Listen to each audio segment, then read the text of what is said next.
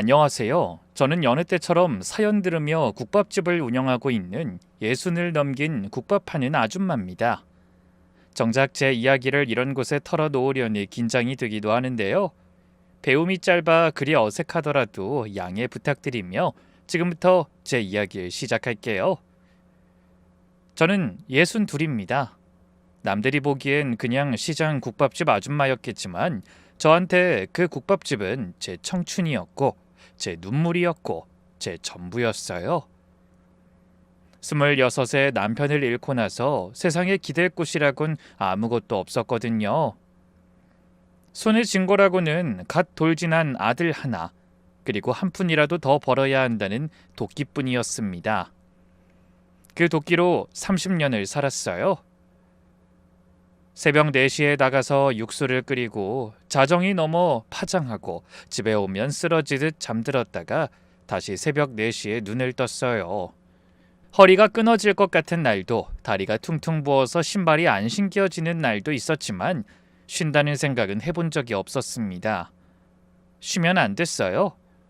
아들 학원비가 있었고 아들 대학 등록금이 있었고 아들 앞날이 있었으니까요. 그렇게 하루하루를 쌓았더니 어느 날 번화가 한복판에 상가 건물 한 채가 생겨 있었습니다. 제 이름으로 된 등기부 등본을 처음 받아들었을 때 전 그 자리에서 한참을 울었어요. 국밥 냄새 배인 손으로 서류를 꼭 쥐고서요. 그 건물이 제 평생이었습니다. 그리고 그 건물보다 더 소중한 게 하나 있었어요. 아들이었습니다. 이름만 대면 다 아는 대기업에 들어갔을 때 저는 국밥집 문을 잠그고 혼자 소주 한 잔을 따랐어요. 아무도 없는 가게에서 혼자 마셨습니다. 눈물이 소주잔에 뚝뚝 떨어졌는데 짠지 쓴지도 몰랐어요. 그냥 좋았거든요. 이 아이 때문에 30년을 버텼는데 그게 헛되지 않았구나 싶어서요. 그런 아들이 결혼을 하고 싶다며 며느리를 데리고 오더라고요. 며느리를 처음 봤을 때는 솔직히 마음에 쏙 들진 않았습니다. 시골에 계시는 부모님, 아들보다 한참 떨어지는 직업 등이 마음에 들지 않았던 게 아니에요. 이왕이면 잘 사는 사돈, 능력 있는 며느리라면 더없이 좋았겠지만 제가 이제 먹고 살 만큼은 돈을 벌어뒀고 아들도 능력이 있는데 그런 것들이 무슨 상관이 있겠어요? 제가 마음에 들지 않았던 건 며느리의 인상이었습니다. 첫 만남 내내 한 번 웃지도 않고 굳은 표정으로 일관하더라고요. 인사도 잘하고 예의는 있는 듯한데 무언가 사근사근한 맛이 없더군요.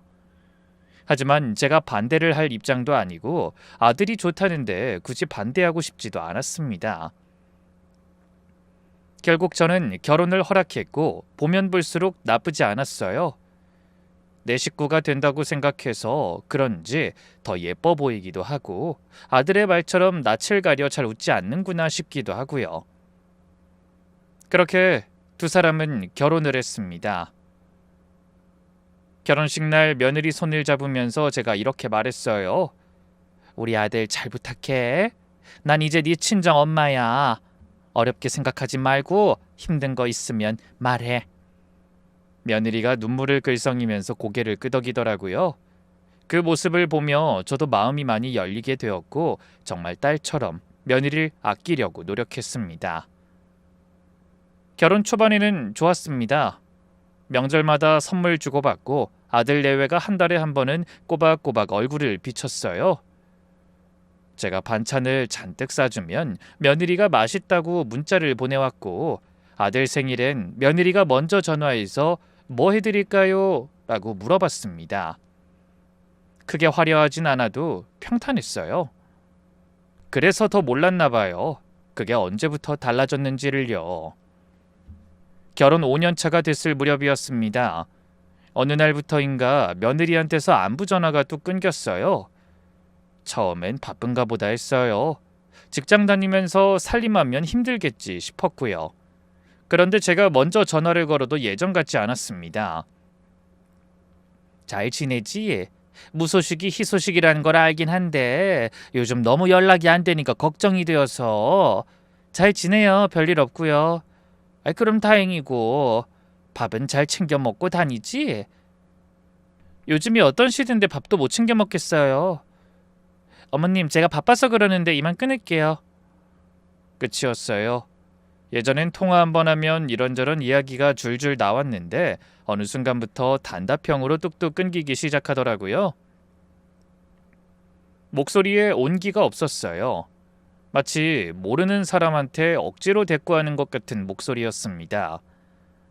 이상하다 싶었어요. 그런데 이상하다고 다 큰 애들 사는 것을 일일이 간섭할 수도 없고 캐물을 수도 없는 노릇이었죠. 그냥 며느리가 요즘 예민한가 보다. 직장에서 힘든 일이 있나 보다. 그렇게 생각하고 넘겼어요.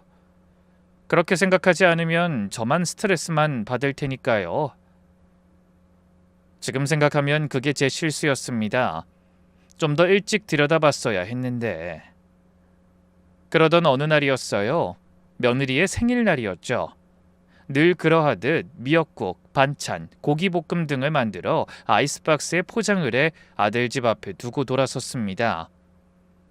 매년 그렇게 만들어 가져다 주고 문자를 남기면 아들 내외가 챙겨 들어가곤 했었거든요.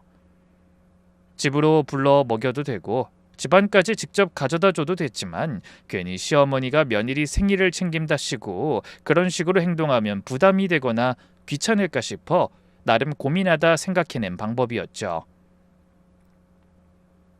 아이스박스를 문 앞에 내려두고 막 돌아서려는데 딸깍 소리가 났어요. 문이 열리는 소리였습니다. 반가운 마음에 돌아봤어요. 그런데 낯선 얼굴이었습니다.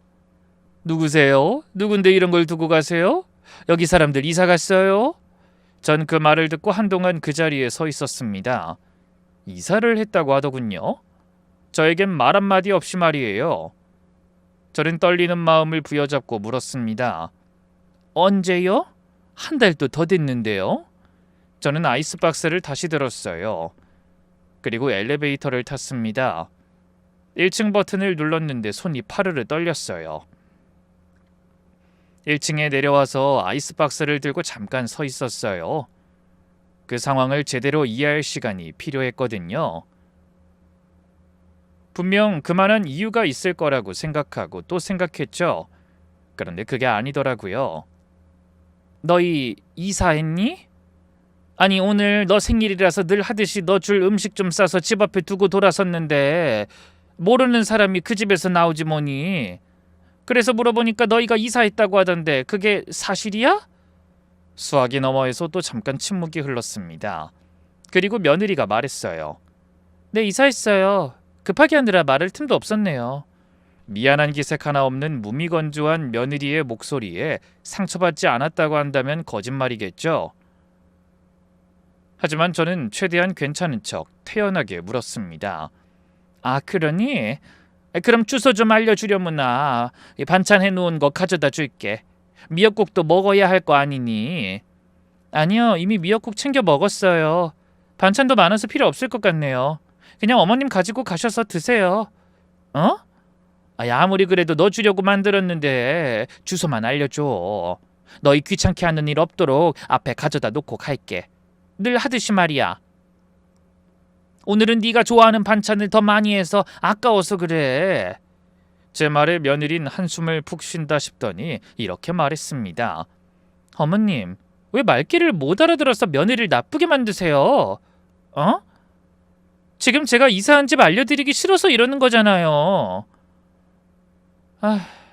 하여튼 이사한 집은 알려드릴 수 없으니까 그런 줄 알고 얼른 집에 가세요. 음식은 먹은 걸로 칠게요. 며느린 전화를 끊었고 전 그 자리에서 한참을 떠나지 못했습니다. 아이스박스를 들고 아파트 앞에 서 있었어요. 며느리 생일이라고 새벽부터 일어나 미역국 끓이고 반찬 만들고 고기 볶고 그걸 들고 왔다가 이 꼴을 당했다고 생각하니 집에 오는 내내 눈물이 멈추지 않았어요. 집에 도착해 또 멍하니 앉아있으니 아들에게서 연락이 오더라고요. 역시 저를 걱정하는 건 아들뿐이라는 생각을 하며 전화 받았습니다. 그런데 아들도 며느리와 별반 다르지 않은 말을 하더라고요. 엄마, 오늘 옛날 우리 집 앞까지 왔다가 그냥 갔다며. 그래. 이사를 갔으면 엄마한테도 말을 좀 해주지 그랬어. 그랬으면 엄마가 헛걸음할 일도 없었잖아. 우리가 애도 아니고 이사했다고 꼭 엄마한테 알려야 해? 엄마, 나도 이제 내 가정이 있고 우리 집안의 가장이야. 그리고 집사람 생일도 굳이 안 챙겨줘도 돼. 엄마도 힘들고 집사람도 엄마한테 미안해하고 나도 중간에서 마음이 편치 않단 말이야. 그러니까 그냥 앞으로는 챙기지 마. 집도 우리가 엄마 집으로 찾아갈게. 알겠지? 아들은 전화를 끊었고 그날 저는 남몰래 참 많은 눈물을 흘리며 다짐했어요. 다신 이런 짓을 하지 않겠고 더는 아들에게 괜한 기대를 하지도 않고 무언가를 바라지도 않겠다고 말입니다. 며칠이 지났고 아들도 며느리에게도 연락이 없더군요. 그러려니 무소식이 희소식이겠거니 하고 얼마나 생각했나 모릅니다. 그렇게 저도 거리를 두는 것에 익숙해지려고 노력하며 지내던 어느 날 저의 시누이에게서 연락이 오더라고요. 시누이는 저보다 6살 아래로 평생 제가 의지하고 살아온 사람이었습니다. 남편 잃고 아들 키우는 내내 옆에서 버팀목이 되어줬던 하나뿐인 동생이었어요. 그 시누이가 다급한 목소리로 전화를 해왔습니다. 언니, 나 좀 봐야겠어. 급하게 할 말 있어. 만나자고 한 곳은 시장 근처 작은 국수집이었어요. 시누이가 먼저 와서 앉아 있었는데 얼굴이 좋지 않았습니다. 원래 씩씩한 사람인데 그날은 뭔가 눌려있는 것 같았어요. 왜? 무슨 일이야? 시누이가 국수 그릇을 앞에 두고 젓가락을 들지 않으면서 말을 꺼냈어요. 언니, 나 사실 요즘 가게 때문에 좀 힘들어. 보증금을 올려달라는데 당장 목돈이 없어서. 언니한테 좀 빌릴 수 있을까 해서. 시누이가 장사를 하고 있다는 건 알고 있었어요. 작은 반찬 가게였는데 요즘 장사가 쉽지 않다는 말은 들었습니다. 금액을 물어봤더니 크지 않았어요. 내가 얼마든지 융통해 줄 수 있는 금액이었습니다. 그 정도면 내가 줄 수 있어. 걱정하지 마. 국밥집 뒤에 좀 모아둔 게 있으니까. 시누이가 안도하는 표정을 지었어요. 그리고 우리 둘이서 국수를 먹으면서 이런저런 이야기를 나눴습니다. 그렇게 헤어졌어요. 그런데 그 다음 날이었습니다.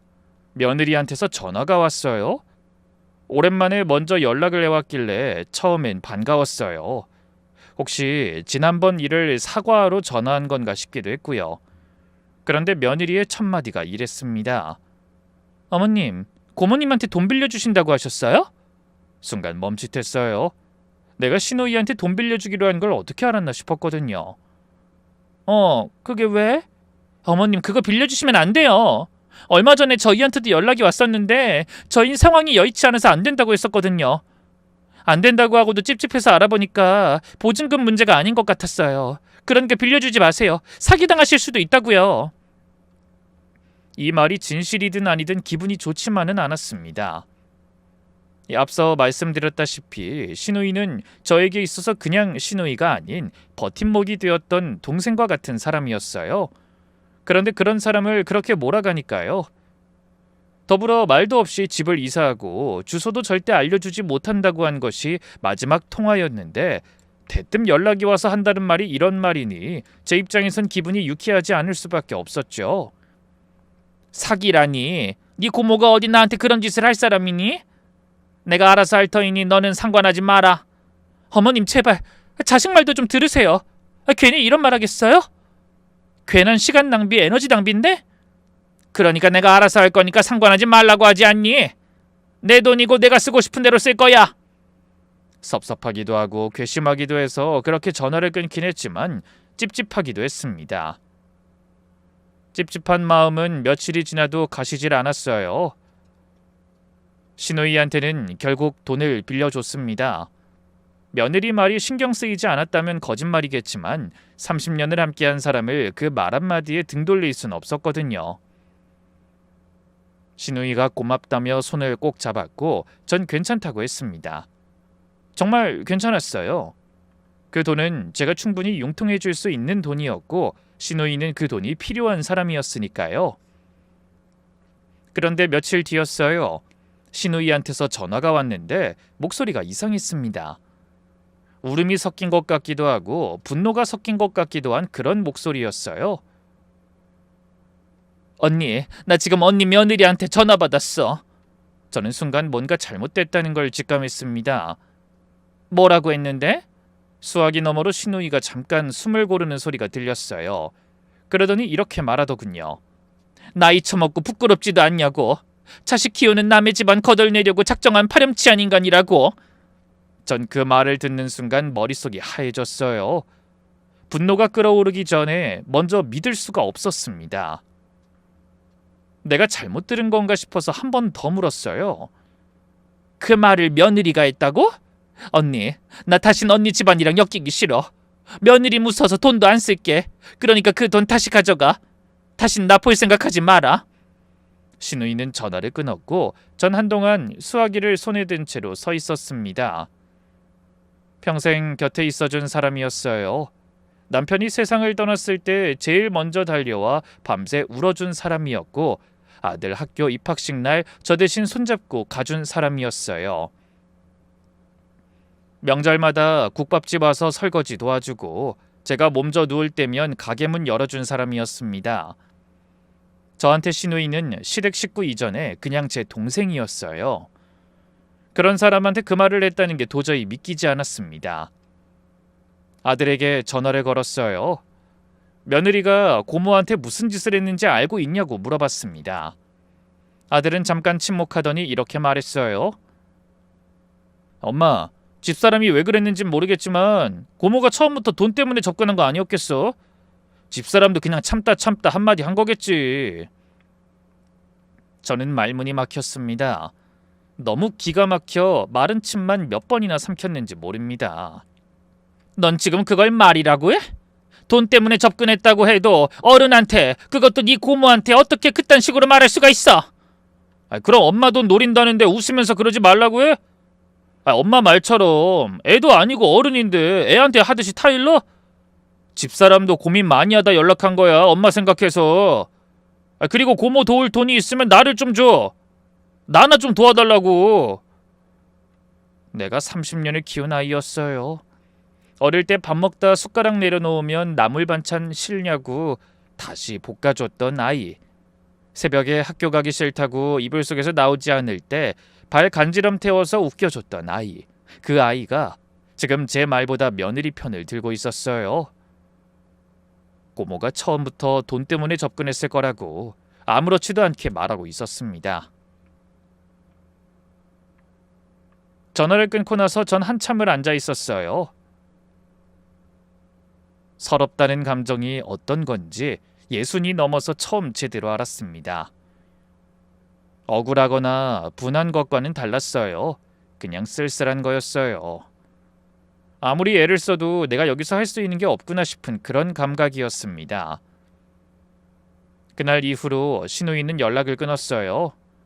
제가 몇 번이나 전화를 했지만 받지 않았고 문자를 보내도 답이 없었습니다. 결국 저도 더 이상 먼저 연락하는 것을 그만뒀어요. 억지로 붙잡는다고 해서 달라지는 게 없다는 걸 이젠 알 만큼 살았으니까요. 친척들 사이에서 소문이 난 건 그로부터 얼마 지나지 않아서였습니다. 국밥집에 오는 단골들 중에 친척 동네 쪽 분들이 몇 분 있었어요. 어느 날 그분들이 국밥 먹다가 멋쩍은 얼굴로 이러시더라고요. 아이고 사돈네 요즘 잘 지내지? 며느리가 사람이 좀 두세다고 하던데. 저는 웃었습니다. 웃는 것 말고는 할 수 있는 게 없었거든요. 신우이 하나 남은 핏줄과 원수가 됐고 아들은 며느리 손을 들어줬고 친척들 사이에선 며느리 눈치나 보고 사는 불쌍한 노인네라는 소문이 나돌고 있었습니다. 제가 무언가를 잘못한 건지, 잘못했다면 뭘 잘못한 건지 생각하면 할수록 머릿속이 뒤엉켰어요. 국밥집 화덕 앞에 서서 육수를 끓이다가도 멍해지는 날이 생겼습니다. 평생 그런 적이 없었는데 신우이와 원수가 된 지 일주일도 채 지나지 않았어요. 그 상처가 아직 아물지도 않았는데 며느리가 또 나타났습니다. 이번엔 먼저 찾아왔어요. 국밥집 문을 열고 들어오더니 손님도 없는 조용한 시간에 제 앞에 앉았습니다. 아무 일도 없었다는 듯이요. 저는 그 뻔뻔한 얼굴을 보는데 기가 막혔어요. 무슨 일이야? 말이 아니라 그냥 나온 소리였어요. 반갑지도 않았고 반길 마음도 없었거든요. 며느리가 테이블 위에 손을 올려놓고 조용히 말했습니다. 어머니, 드릴 말씀이 있어서요. 말해. 저희 친정아버지가 과수원 사업을 좀 크게 확장하려고 하시는데 급전이 필요하세요. 1억만 통장으로 싸주실 수 있으세요? 전 그 말을 듣고 잠깐 며느리를 바라봤어요. 1억이요. 고모한테 막말을 퍼붓고 절교를 만들어 놓더니 일주일도 안 돼서 1억을 달라고 나타난 거예요. 그것도 친정아버지 사업 확장 자금이라고요. 너 지금 무슨 말하는 거야? 어머니, 저희 친정이 많이 힘들어요. 저희 집이 잘 돼야 저희도 마음 편하고 저희 마음 편한 게 어머니한텐 최고 아니에요? 어머니 건물 담보로 대출을 끊어오셔도 되고요. 담보대출이요? 제 건물 담보로요. 저는 자리에서 일어서려다가 다시 앉았어요. 화가 올라오는 걸 누르면서 말했습니다. 야, 너 지금 제정신이야? 고모한텐 사기니 뭐니 나이 먹고 부끄럽지도 않냐고 하더니 너는 지금 내 건물까지 담보로 잡고 돈을 내놓으라는 말이 나와? 너 때문에 친동생이나 다름이 없던 고모하고 사이가 걷잡을 수 없이 벌어졌는데? 며느리가 안색이 싹 바뀌었어요. 아까까지 조용하고 차분하던 목소리가 달라졌습니다. 자식보다 고모가 더 중요하세요? 사실 고모는 시누이일 뿐 피 한 방울 섞이지 않은 남남이잖아요. 우선 자식이 더 중요한 거 아닌가요? 며느리는 언성을 높이며 화를 냈고 저도 지지 않고 화를 냈습니다. 그러는 너는 나하고 피라도 섞였니? 많이 양보해서 넌 내 며느리니까 그렇다고 치자. 내 아들이랑 사는 여자니까. 그런데 내가 왜 사돈한테까지 돈을 투자해야 하니? 그것도 대출까지 받아서?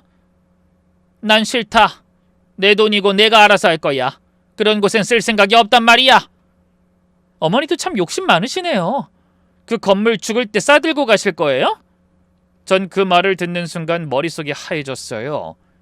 욕심이 많다고요. 제가요. 평생 국밥 팔아서 만든 건물인데 그게 욕심이라고요. 야, 너 지금... 며느린 제 말이 끝나기도 전에 자리에서 일어섰어요. 그리고 가방을 들더니 문을 쾅 닫고 나갔습니다. 국밥집 유리문이 덜컹거렸어요. 저는 그 자리에 혼자 남았습니다. 한동안 그 닫힌 문을 바라봤어요. 욕심 많다는 말이 계속 귀에서 맴돌았어요. 그 말이 이상하게 사람을 오래 붙잡더라고요. 억울한 건지 화가 난 건지 서러운 건지 뭔지 모를 감정이 뒤엉켜서 한동안 멍하니 앉아 있었습니다. 그런데 그보다 더 마음에 걸렸던 건 며느리의 표정이었습니다.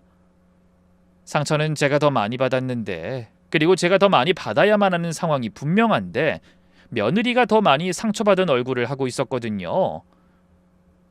그 얼굴에 못내 마음에 걸리더군요. 그리고 그 얼굴에 마음에 걸릴 수밖에 없었던 이유를 한참 뒤에 알고선 얼마나 울었는지 모릅니다. 하여튼 그리고 그날 이후로 며느린 발길을 완전히 끊었어요. 주말마다 오던 것도 없어졌고 명절 연락도 없어졌습니다. 그것까진 그렇다 쳐요. 근데 아들까지 그렇게 됐어요. 아들 전화를 걸면 신호는 가는데 받질 않았어요. 문자를 남기면 읽지도 않았고요. 며느리가 어떻게 조종을 했는지 아들 새끼마저 저를 완전히 차단해버린 거였습니다. 처음엔 바쁜가 보다 했어요. 이틀이 지났어요. 사흘이 지났어요. 일주일이 지나도 연락이 없었습니다. 제가 또 걸었어요. 신호흡이 가다가 끊겼어요. 받지 않는 게 아니라 끊어버린 거였습니다. 다시 걸었어요. 또 끊겼어요. 저는 전화기를 내려놨습니다.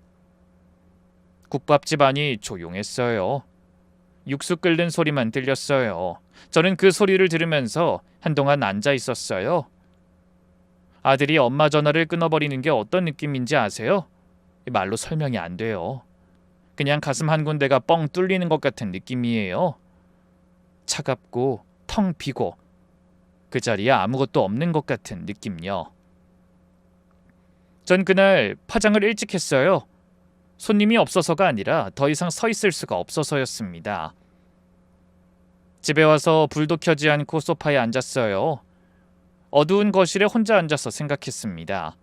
내가 뭘 그렇게 잘못했나. 처음부터 다시 돌이켜봤어요. 결혼할 때 전세금도 내가 냈어요. 생활비도 넉넉하게 쥐어줬어요. 반찬 싸다 주고 명절마다 챙기고 며느리한테 내 패물 위치까지 알려줬어요. 진짜 내 딸처럼 대했거든요. 그게 잘못인가요? 그런데 돌아온 건 말도 없는 이사였고 주소 알려고 하지 말라는 말이었고 욕심 많다는 말이었고 끊겨버린 아들 전화였습니다. 괜시리 억울하더라고요. 아니, 억울한 정도가 아니었어요. 피가 거꾸로 솟는 것 같았습니다. 필요할 때만 여우처럼 꼬리를 치다가 돈 안 주니까 시어머니를 이렇게 대하는 건가 싶었어요. 하나뿐인 내 자식까지 빼앗아 가버리는 이 며느리가 도대체 어떤 인간인가 싶었고요. 그날 밤 저는 결심했어요. 이대로 당하고만 있으면 안 된다고요. 그런데 그 결심을 행동으로 옮기기도 전에 먼저 제 몸이 나가 떨어졌습니다. 그게 언제였냐면 그 일이 있고 나서 한 달쯤 지났을 때였어요. 평소처럼 국밥집에서 육수를 끓이고 있었는데 갑자기 어지러웠어요. 처음엔 그냥 피곤한가 보다 했습니다. 요즘 잠을 잘 못 잤으니까요. 잠깐 앉아서 쉬면 되겠다 싶었는데 일어서려는데 다리에 힘이 없었어요. 그러다가 쓰러졌습니다. 시장 바닥에서요. 평생을 일해온 그 자리에서요. 정신을 차리니 병원이었어요. 옆에 시장 상인 아주머니가 앉아 있었습니다.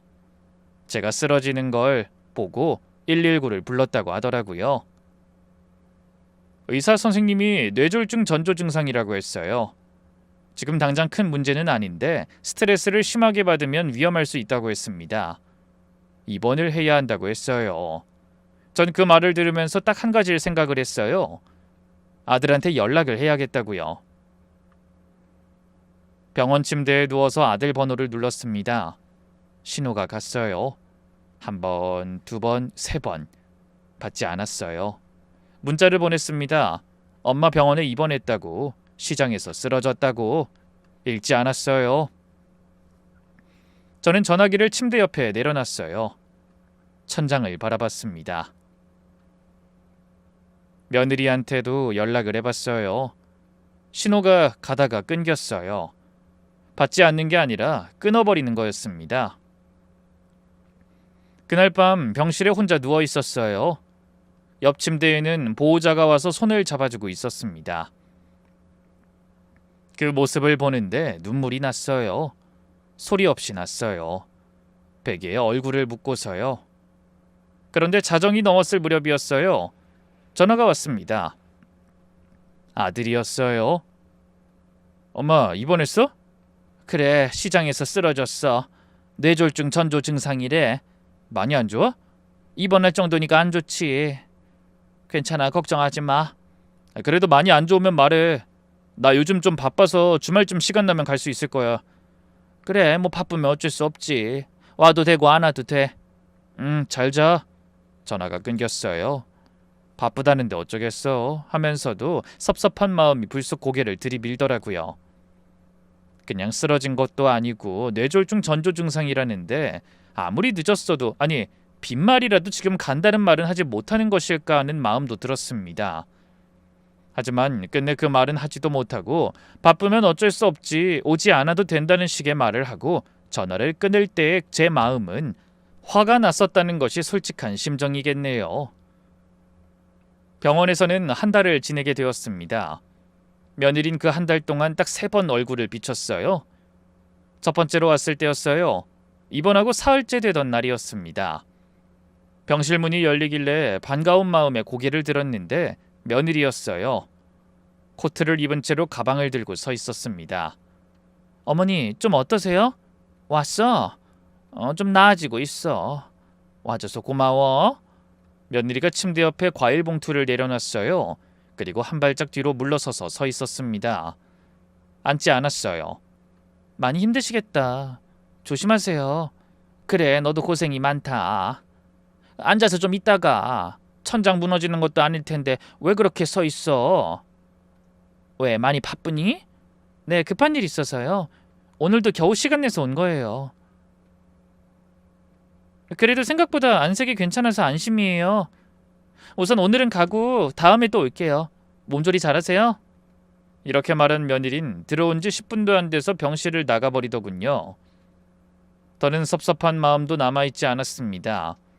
그냥 며느리가 할 만한 짓을 했다. 이럴 거면 오지나 말지. 나중에 욕먹기 싫어서 얼굴이나 비춘 건가 하는 생각밖에 들지 않았어요. 그렇게 실망할 마음도 점점 사라질 무렵 제가 퇴원을 하는 날이 다가왔습니다. 짐을 챙기면서 아들한테 전화를 걸었습니다. 오늘 퇴원한다고. 혹시 시간 되면 데리러 올 수 있냐고 물어보려고요. 안 와도 된다고 할 생각이었어요. 그냥 알리고는 싶었거든요. 신호가 갔어요. 한 번, 두 번, 세 번. 안 받았어요. 문자를 남겼습니다. 오늘 퇴원한다고. 읽지 않았어요. 며느리한테도 넣어봤어요. 신호가 가다가 끊겼습니다. 저는 전화기를 가방에 넣었어요. 간병인 아주머니가 짐을 챙겨줬습니다. 아주머니가 엘리베이터까지 따라와 주셨어요. 병원 정문을 나서는데 아주머니가 말했어요. 어머니, 몸조리 잘하세요. 오늘 데리러 오시는 분 없으세요? 괜찮아요. 택시 타고 가면 되죠 뭐. 웃으면서 말했어요. 웃기는 상황이 아닌데 웃었습니다. 택시를 탔어요. 창밖을 바라봤습니다. 한 달 만에 보는 바깥이었는데 별다를 게 없었어요. 세상은 그냥 돌아가고 있었습니다. 저 혼자 병실에 누워있던 한 달이 무색할 만큼요. 집에 도착했어요. 현관문을 열고 들어서는데 집안이 텅 비어 보였어요. 원래 혼자 살던 집인데 그날따라 유독 넓어 보였습니다. 지팡이를 짚고 거실을 지나면서 집안을 둘러봤어요. 그런데 뭔가 이상했습니다. 딱 꼬집어 말하긴 어려운데 공기가 달랐어요. 가구 배치가 미세하게 달라진 것 같기도 하고 제가 두던 자리에 없는 물건들이 있었어요. 퍼뜩 불길한 예감이 들었습니다. 저는 지팡이를 짚고 마당으로 나갔어요. 다리가 말을 잘 안 들었어요. 그래도 걸었습니다. 장독대 앞에 섰어요. 평생 국밥 팔아 모은 현금 다발, 순금 폐물, 그리고 상가 건물 명의 서류가 든 철제통을 숨겨둔 곳이었어요. 아무한테도 말하지 않은 곳이었는데 며느리한테만 은연중에 알려줬던 곳이었습니다. 진짜 내 식구니까, 믿었으니까요. 손이 떨렸어요. 뚜껑을 열었습니다.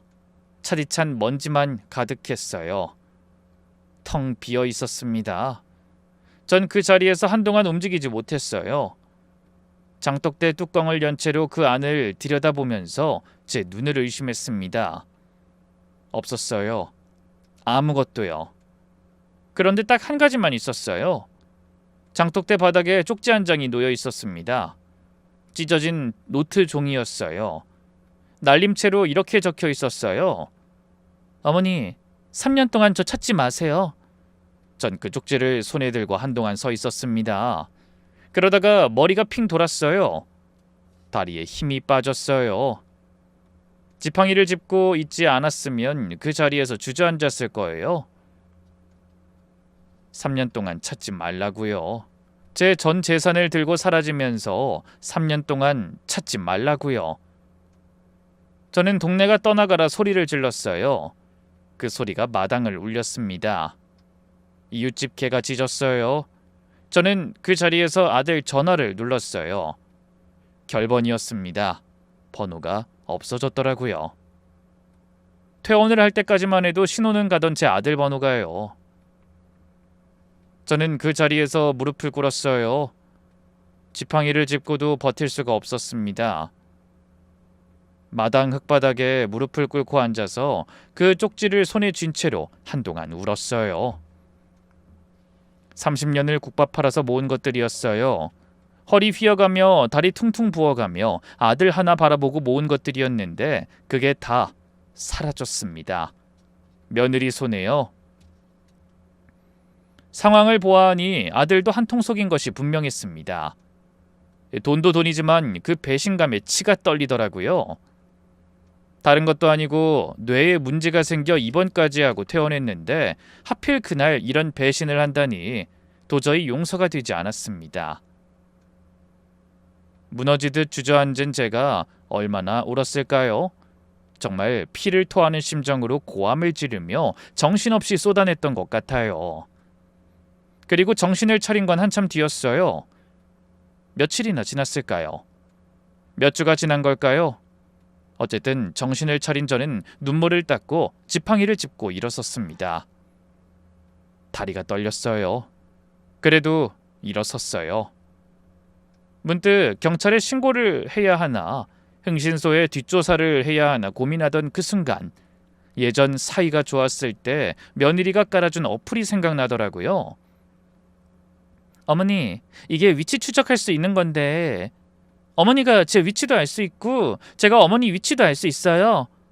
늘 혼자 계시는 게 걱정인데 이걸로 확인하면 제 마음이 편할 것 같아서요.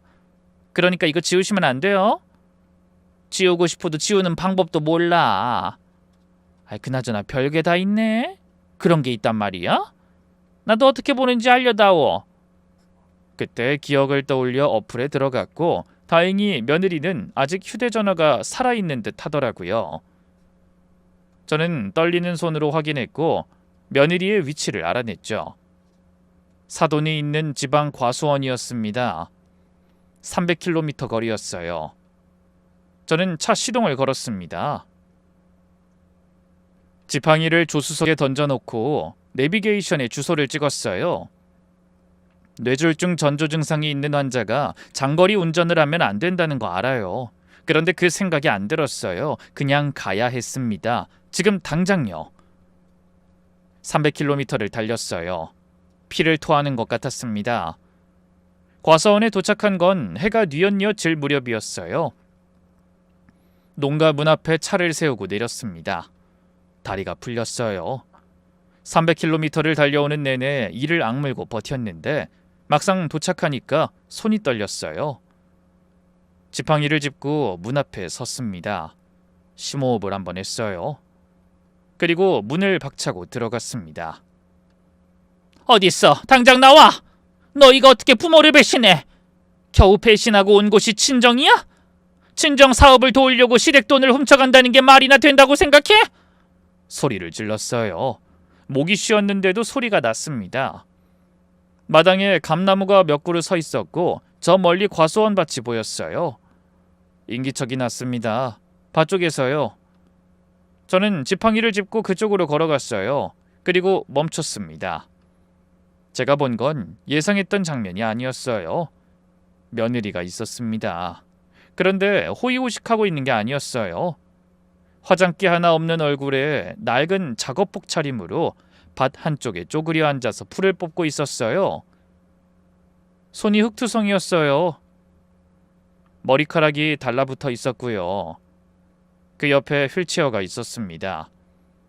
휠체어에 앉아있는 사람이 있었어요. 전 그 사람 얼굴을 보는 순간 다리에 힘이 빠졌어요. 아들이었습니다. 제 아들이 휠체어에 앉아 있었어요. 바람을 쐬며 잠이 들었는지 앉아서 목베개를 하고 잠이 들어 있더라고요. 전 그 자리에서 한 발짝도 움직이지 못했어요. 며느리가 인기척을 느꼈는지 고개를 들었습니다. 저를 보더니 굳었어요.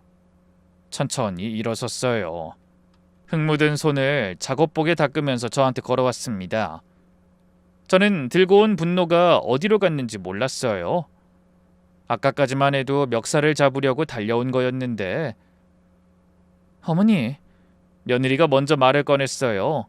목소리가 낮았습니다. 어떻게 아셨어요? 네가 깔아준 위치 추적 어플 그거 보고 왔는데 이게 다 무슨 일이야? 넌 물론이고 내 아들 꼴이 이게 뭐니? 며느리가 고개를 끄덕였어요.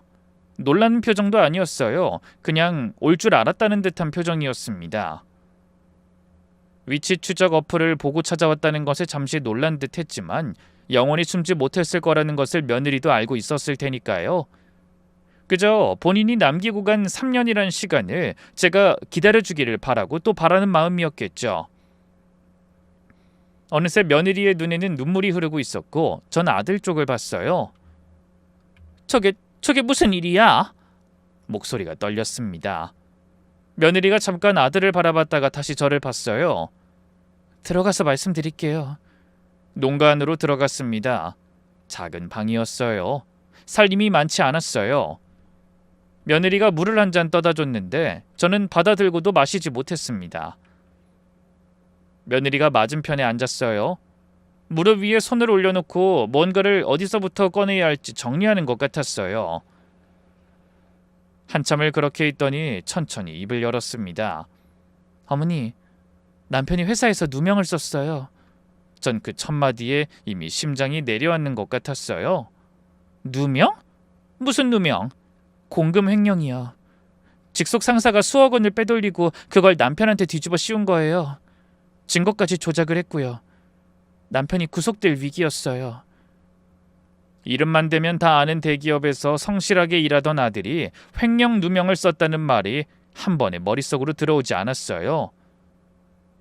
아들이 그런 일을 당하고 있었는데 전 까맣게 모르고 있었다는 게 그게 더 충격이었습니다. 그게 언제부터야? 내가 왜 몰랐어? 며느리가 잠깐 눈을 내리깔았어요. 1년 됐어요. 어머니한테 말씀드리면 충격으로 쓰러지실 거라고 남편이 절대 알리지 말라고 했어요. 자기가 다 해결한다고 했거든요. 자기가 다 해결한다고 그 말이 가슴에 박혔습니다. 혼자 감당하면서 엄마한텐 말도 못했던 거잖아요. 그럼 교통사고는? 며느리가 숨을 한번 들이쉬더니 말을 이었어요. 합의금 마련하러 이리저리 뛰어다니다가 당했어요. 너무 오래 잠을 못 자고 스트레스가 극에 달한 상태에서 운전을 하다가 졸았대요. 대형 트럭이랑 부딪혔고요. 그래서 하반신 마비 판정을 받았어요. 어머니 입원하시고 얼마 지나지 않아서 이렇게 된 거예요. 저는 손에 들고 있던 물컵을 내려놨어요. 손이 떨려서 들고 있을 수가 없었거든요. 아들이 그 시간 동안 얼마나 힘들었을지 그 힘듦을 혼자 감당하다가 결국 저렇게 됐다는 게 말이 안 나왔습니다. 이사한 것도 그 때문이었어? 네. 전세금까지 빼서 급한 합의금을 메웠어요. 그리고 사채업자들이 어머니 집까지 찾아갈까봐 주소를 절대 알리지 말라고 남편이 신신당부했어요. 어머니 건물까지 위험해질 수 있으니까요. 그 말을 듣는 순간 눈앞이 흐려졌어요. 차갑게 선을 그었다는 게 주소를 알려줄 수 없다고 했던 게 다 이것 때문이었어요. 저를 밀어낸 게 아니었어요. 저를 지키려고 했던 거였습니다. 고모 돈을 막은 것도 며느리가 고개를 끄덕였어요. 제가 격리 일을 하다 보니까 딱 보니 기획부동산 수법이었어요. 어머니 재산이 날아갈 뻔한 거였고요. 근데 제가 고모님한테 너무 심하게 말했어요. 막아야 한다는 생각에 앞뒤를 못 가렸던 것 같아요. 그 부분은 제가 진짜 잘못했어요. 저는 며느리를 바라봤습니다. 고모한테 그 말을 했을 때 저는 며느리가 나쁜 인간인 줄만 알았어요. 근데 그게 아니었어요. 창독 때는 이 말을 꺼내기가 제일 힘들었어요. 며느리가 잠깐 뜸을 들이더니 천천히 말했습니다. 어머니 쓰러지시던 날 남편이 정신이 나간 상태에서 장독대를 뒤졌어요. 그 돈 들고 극단적인 선택을 하려고 했던 거예요. 저는 숨이 막혔습니다. 제가 발견하고 막았어요. 한참을 붙잡고 있었어요. 그리고 돈이랑 서류는 제가 은행 안전금고에 옮겨뒀어요.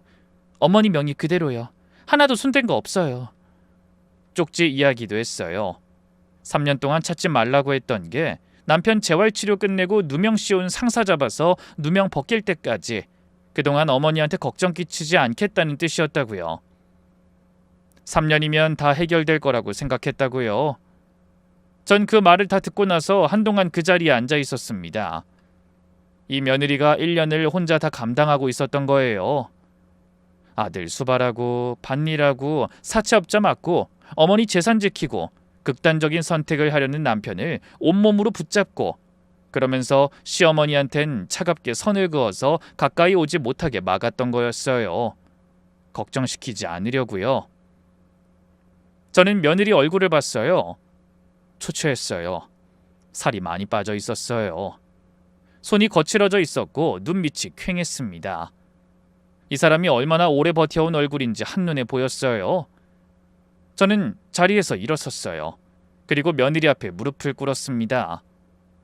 미안하다. 며느리가 화들짝 놀랐어요.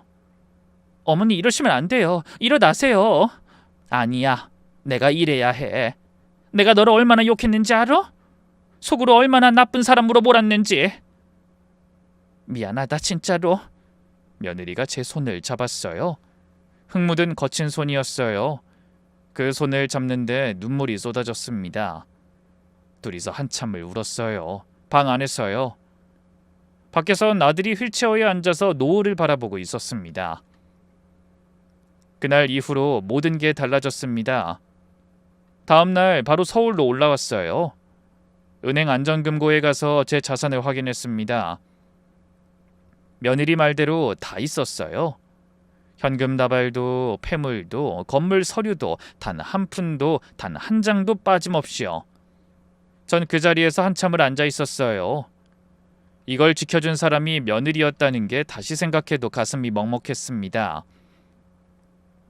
그 돈을 꺼냈어요. 아들 재활치료비로 쓰려고요. 평생 국밥 팔아 모은 거고 허리 휘어가며 만든 건물이었지만 망설임이 없었어요. 이 돈이 아들한테 쓰여야 한다면 그게 이 돈의 제 역할인 거니까요. 며느리랑 손을 잡고 변호사를 선임했습니다. 며느리가 경리 출신이라 숫자에 밝다는 건 알고 있었는데 실제로 옆에서 보니까 보통이 아니었어요. 회사 장부를 들여다보고 자금 흐름을 하나하나 추적하고 상사놈이 어떤 방식으로 돈을 빼돌리고 어떻게 증거를 조작했는지를 차근차근 밝혀냈습니다. 저는 옆에서 뭐든 필요한 것 했어요. 돈이든 발품이든 사람이든요. 수사가 시작되면서 그 상사놈이 처음엔 발뺌을 했어요. 오히려 아들이 꾸민 일이라고 자기는 억울하다고 큰 소리를 쳤습니다. 그런데 며느리가 뽑아온 자료들 앞에서 하나씩 무너지기 시작했어요. 어느 계좌로 돈이 흘러갔는지, 어떤 서류가 조작됐는지, 언제 어떻게 증거를 심었는지 다 나왔거든요. 빠져나갈 구멍이 없었습니다. 결국 잡았어요. 사기, 문서 위조, 업무상 횡령, 혐의가 줄줄이 달렸고 법정 구속이 됐습니다. 전 재산도 압류되었죠. 그래서는 짧게 설명했지만 그 과정이 얼마나 길고 고단했는지 모릅니다. 그리고 그 인간이 포승줄에 묶여서 법정 밖으로 끌려나가는 날 저는 방청석에 앉아서 다 지켜봤습니다. 며느리도 옆에 앉아 있었습니다. 둘이서 아무 말도 하지 않았지만 같은 생각을 하고 있음은 잘 알 수 있었습니다. 서로 마주잡은 두 손이 같이 떨리고 있었으니까요. 집에 오는 길에 며느리가 말했어요. 어머니, 이제 다 됐어요. 저는 고개를 끄덕였습니다. 눈물이 나려고 했는데 꼭 참았어요. 울기엔 아직 할 일이 남아 있었거든요. 아들 누명이 완전히 벗겨지는 데는 시간이 좀 더 걸렸어요. 그 사이에 아들은 재활치료를 받았습니다.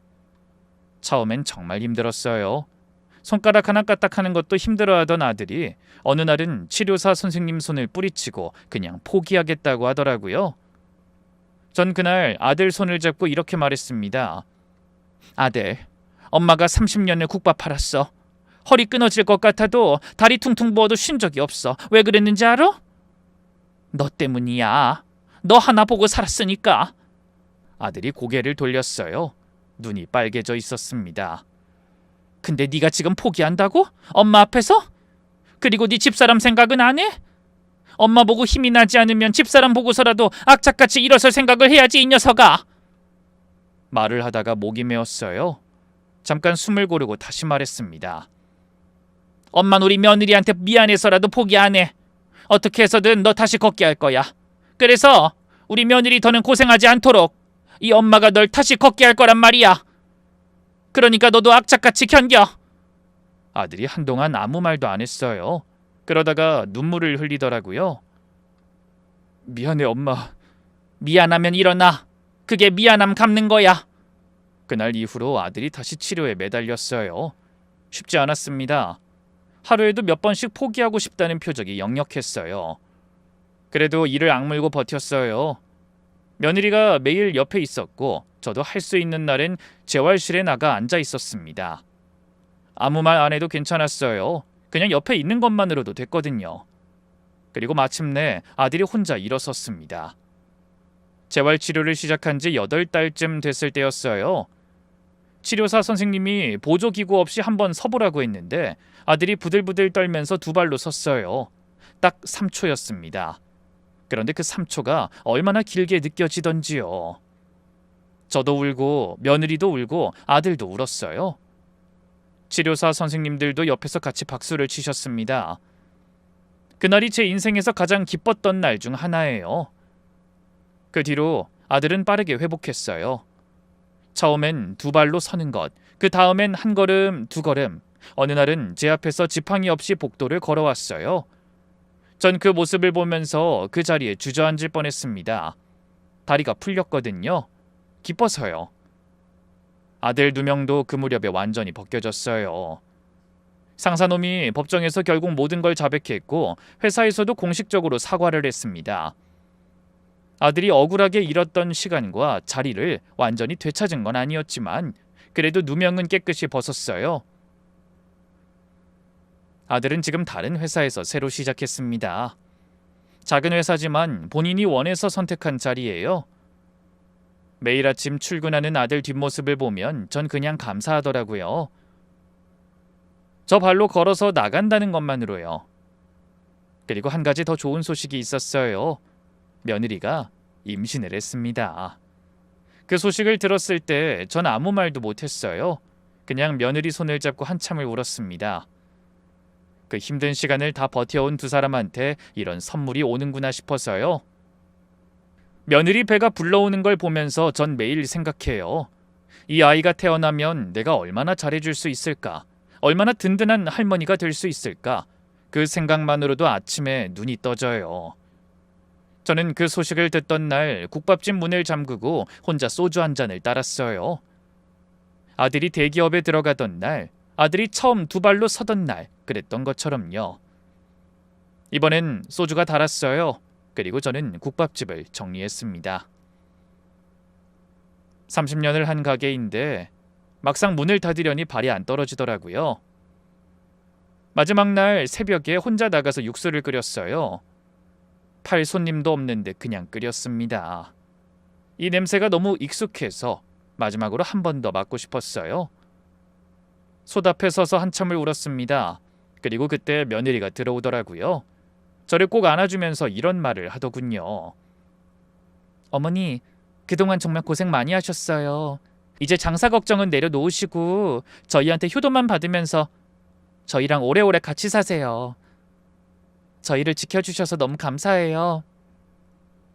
그 말에 지난 세월이 다 보상받는 기분이라면 여러분은 믿으시겠나요? 마음의 응어리가 그간 살면서 받아왔던 상처가 그리고 힘들었던 모든 순간이 위로받는 기분이 들며 저도 며느리를 꼭 안고서 펑펑 울어버렸습니다. 쉴 새 없이 며느리를 향해 고맙고 또 고맙다고 말하면서요. 그렇게 한참을 부둥켜 안고 운 저희는 퉁퉁 부은 눈으로 함께 마지막 국밥을 먹었습니다. 저의 인생이며 동반자인 국밥을요. 한 그릇 맛있게 먹은 후 뒷정리를 하고 불을 껐어요. 그리고 문을 잠갔습니다. 저의 인생과 마지막 인사를 그렇게 한 것이었죠. 후회는 없었습니다. 이제 제 역할이 달라졌으니까요. 전 이제 시어머니 유세를 떨지 않아요. 며느리한테 잘 보이려고 애쓰지도 않고요. 그냥 친구처럼 지내요. 아니, 친정엄마처럼요. 주말마다 며느리랑 백화점을 가요. 며느리 배가 점점 불러오는데 예쁜 아기 옷 보면 제가 먼저 집어들어요. 며느리가 손사래를 치면 제가 이렇게 말합니다. 야, 내가 사준다는데 왜 말려? 우리 손주 거야 이게. 어머님은 이러다 손주 나오면 며느리는 찬밥 신세 되겠어요? 찬밥 신세가 싫으면 좀 더 잘하든가. 선물 주면 감사합니다 하고 받고 말이야. 지금처럼 계속 뭐든 필요 없다고만 하면 우리 아들처럼 너도 네 자식 나오자마자 찬밥 신세 된다. 제 농담에 며느리가 웃더라고요. 저는 며느리의 그 맑고 빛나는 웃음이 얼마나 좋은지 모릅니다. 아들 바보는 있어도 며느리 바보는 들어본 적이 없는데 요즘엔 제가 며느리 바보가 된 기분이라니까요. 시장 사람들한테 며느리 자랑을 얼마나 하는지 이제 다들 알아요. 제가 지나가면 먼저 물어볼 정도예요. 오늘도 며느리 자랑하러 나오셨어요? 당연하지. 우리 며느리가 내 은인인데 자랑 안 하면 되겠어? 게다가 이제 곧 우리 손주도 보는데. 그 말이 진심이에요.